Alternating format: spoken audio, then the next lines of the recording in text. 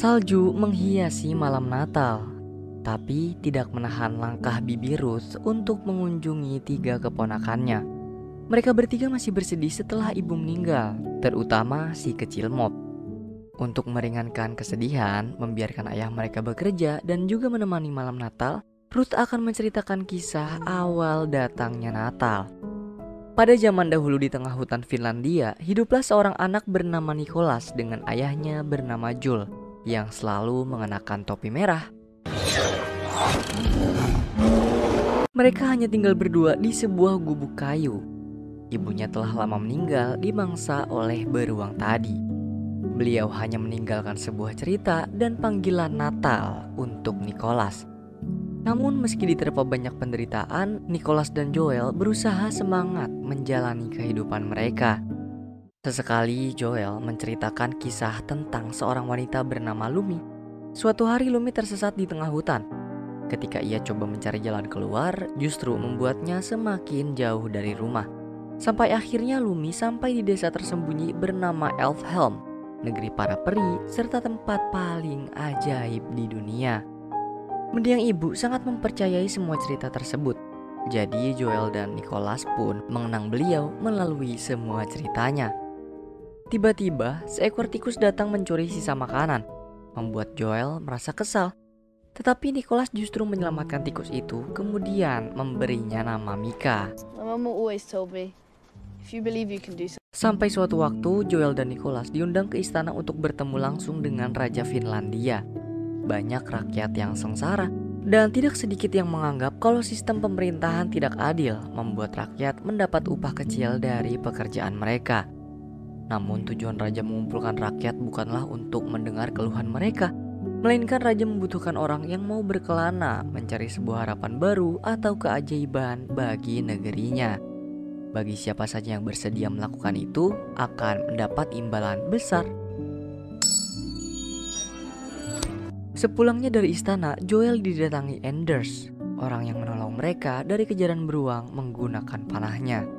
Tujuan Anders berkunjung adalah untuk meminta Joel mengikuti ekspedisinya bersama para pemburu, mencari sebuah harapan baru di ujung utara dan menemukan keajaiban di desa Elfhelm, negeri para peri. Meski Nicholas memaksa ikut dalam perjalanan yang akan berlangsung sekitar 3 bulan, Joel tidak mau membahayakan anaknya sendiri. Jadi ia meminta Carlotta untuk merawat Nicholas.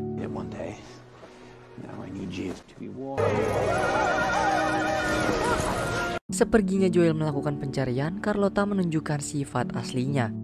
Ia tidak mengizinkan Nicholas tidur di dalam rumahnya sendiri dan membuang Mika bersama beberapa barang miliknya. Tetapi Nicholas tidak terlalu memperdulikan hal tersebut. Kepolosan dan skill bertahan hidupnya membuat Nicholas sanggup bertahan meski mendapat berbagai siksaan dari Carlotta.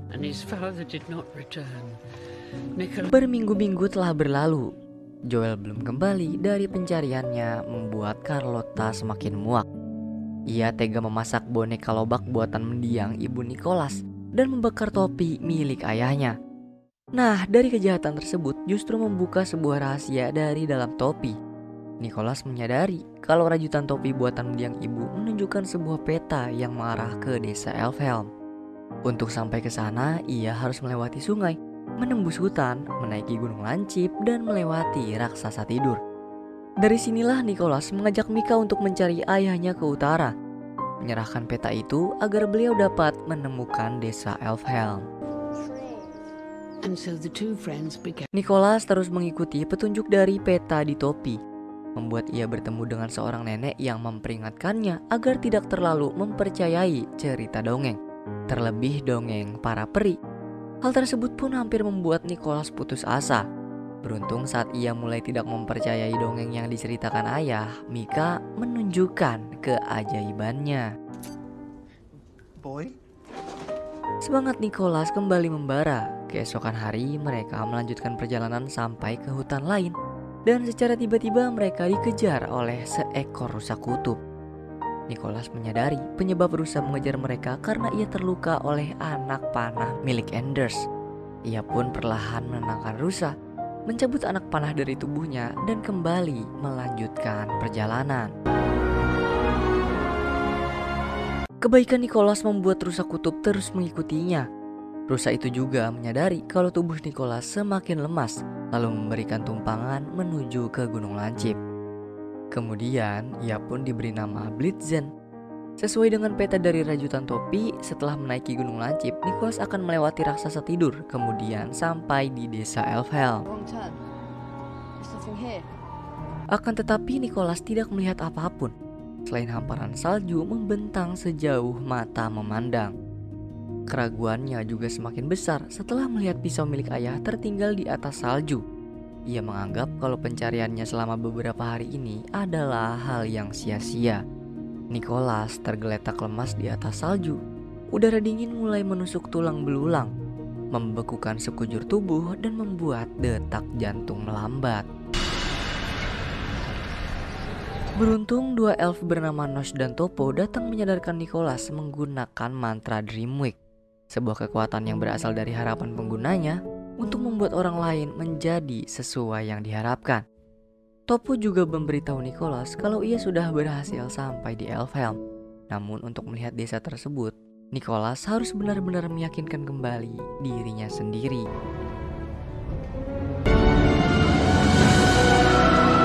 Inilah Elfhelm, negeri ajaib para peri. Tetapi negeri tersebut tidak lagi menjadi desa penuh kebahagiaan dan keajaiban seperti yang diceritakan mendiang ibu kepada Nicholas. Kebahagiaan mereka sudah dianggap sebagai sebuah kejahatan, sehingga para peri harus bersembunyi untuk merayakan hari Natal. Nicholas juga bingung, apa itu Natal? Ia cuma tahu kalau Natal adalah panggilan dari mendiang ibu untuk dirinya. Semua itu telah diputuskan oleh Ratu Mama Volda. Ia memberitahu Nicholas jika beberapa bulan lalu Joel bersama rombongan telah berhasil mencapai ke Elfhelm. Saat itu semua Elfhelm menyambut kehadiran mereka dengan gembira, menari dan bersuka cita bersama-sama. Akan tetapi setelah kunjungan para manusia, salah seorang anak peri bernama Kip diculik, membuat Volda tidak lagi percaya kepada manusia. Ia menganggap kalau semua kebaikan yang diberikan elf adalah kelemahan mereka sendiri. Dan sejak saat itulah, Volda sangat membenci seluruh umat manusia, juga menahan Nicholas di atas menara. Nicholas ditahan bersama dengan seorang Truth Pixie bernama Zoe. Sesuai julukannya Truth, Zoe tidak bisa berbohong. Ia pasti mengatakan semua kebenaran, seperti kehadiran seekor troll yang ada di belakang mereka. Makhluk itu berusaha menelan Nicholas hidup-hidup karena manusia adalah makanan kesukaannya. Tapi Zoe berhasil menyelamatkan Nicholas menggunakan selembar daun Hewlip dan meledakkan kepala troll. Nicholas baru menyadari setelah tubuhnya terkena mantra Dreamwake dari Topo, ia bisa melayang jika membayangkan hal-hal positif. Tapi karena dia seorang manusia, jadi hal tersebut belum bisa dikendalikan semaunya.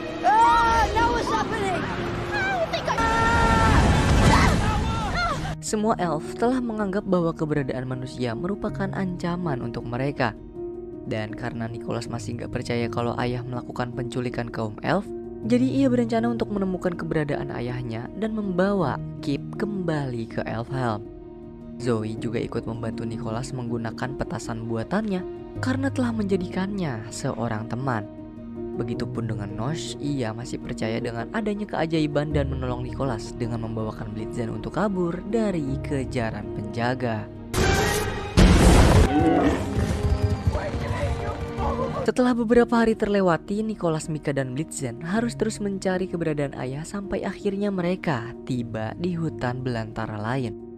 Disinilah Nicholas berjumpa dengan Kip, terkurung di dalam kandang bak binatang buruan.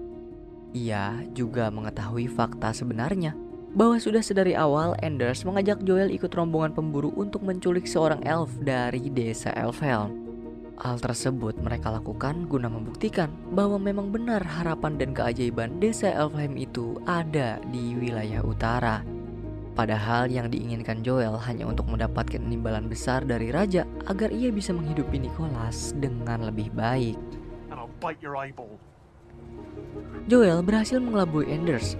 Apa yang dia lakukan semalam untuk menyelamatkan anaknya sendiri. Anders terlambat mengetahui Joel sudah membebaskan Blitzen dan Kip. kemudian bersama-sama kabur, membawanya kembali ke desa Elfhelm. Anders mengerahkan semua anjing bersama pemburu lain untuk menangkap mereka bagaimanapun caranya. Di saat genting seperti inilah, pengaruh mantra Dreamwake dari Topo membuat Nicholas bisa menerbangkan Blitzen, dan Joel rela mengorbankan diri demi menolong anaknya. Please, Papa, no! Buat Joel, berduka demi pengorbanan untuk darah daging sendiri merupakan hal yang sangat berharga. Dan untuk menuntaskan pengorbanan beliau, Nicholas akan memulangkan Kip ke Elfhelm untuk memperbaiki semua kesalahan mendiang ayahnya.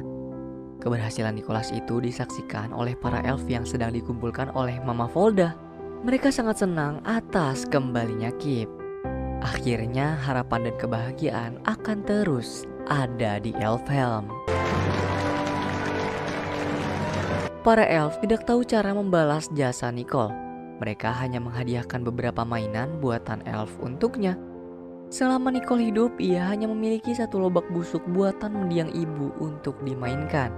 Dan setelah mendapatkan hadiah tersebut, Nicholas berinisiatif membuat banyak mainan bersama elf guna menciptakan harapan dan keajaiban untuk rajanya. Namun sebelum Nicholas berangkat, Mama Volda masih tidak terima dengan keberadaan manusia di antara para elf. Menurutnya umat manusia akan tetap menjadi ancaman untuk mereka. Ia menyihir Nicholas dan berniat mencelakainya. Mendadak Mama Volda terdiam, terbengong, terkejut melihat kalung di leher Nicholas. Itu adalah kalung yang ia berikan kepada seorang gadis bernama Lumi, yang nyatanya ibu kandung Nicholas dan sahabat Mama Volda dulu.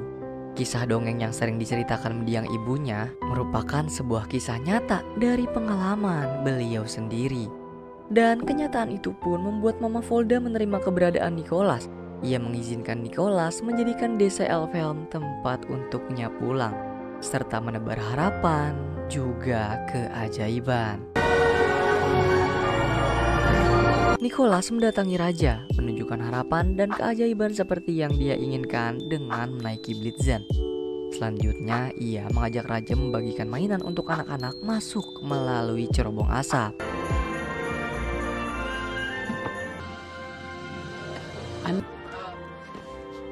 Melihat kebahagiaan rakyatnya, raja memutuskan untuk menjadikan hal tersebut sebagai tugas rutin setiap tahun kepada Nicholas.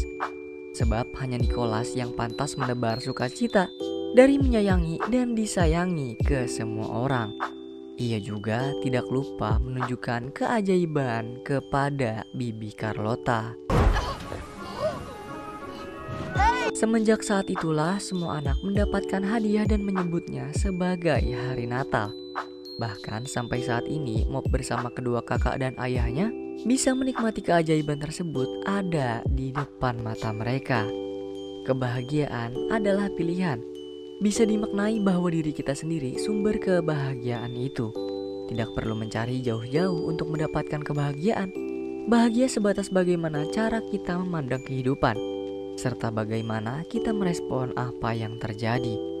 Berbahagialah bukan karena segala sesuatunya itu baik, tetapi karena kamu masih mampu melihat hal baik dari segala sesuatu yang ada di hadapanmu.